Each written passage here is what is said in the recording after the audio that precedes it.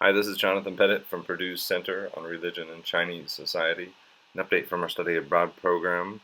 We spent a few days in Xi'ning City in Qinghai Province in the northwest part of China and focused primarily on ethnic minorities and their religious traditions. Here you see a poster outside the Taoist temple promoting the necessity for harmony among ethnic minorities. We spent most of our time in Tibetan monasteries in and around Xi'ning. On our arrival in town, we went to the Kunba Monastery on the south side of town and gave an introduction to the history of Tibet and the various functions of the halls in the Tibetan monastery, places of learning, places of debate, ritual performance, and pilgrimage. And after touring the monastery for a couple hours, we visited the town next to the monastery, which is famous for its various kinds of devotional objects that they sell, for stupas and for household altars. So with our guide, we kind of went down the street and used these shops as an opportunity to learn about Tibetan Buddhism and Tibetan culture and Tibetan food. On the second day, we had a long trip to the Gonong Monastery, which is on the northeast side of town. This is a very curious place. Although it's a Tibetan monastery, the monks and the surrounding people are all of the Mongol or the two ethnic minority people.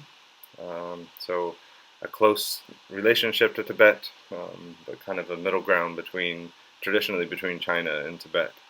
So this was a really fabulous opportunity to look at how Tibetan culture and Chinese culture often blend together, and how ethnic minorities in this region of China take from both sides.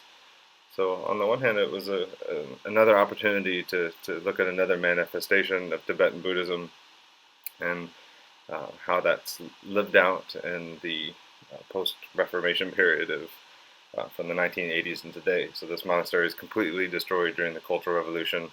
Over the past couple of decades has been rebuilt. We had the great pleasure of meeting one of the primary rebuilders of this monastery, who happened to be on pilgrimage that day. So it was a really great opportunity to learn a little bit about the current projects that you see here and kind of the other recent building projects that have happened at the monastery.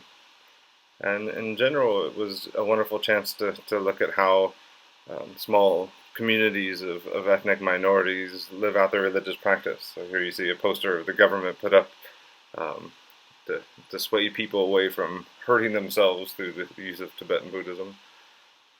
This is also a great chance to meet some of the local people and to dine at the local temporary restaurant set up next to the monastery. And this was truly one of our most favorite meals of the trip thus far.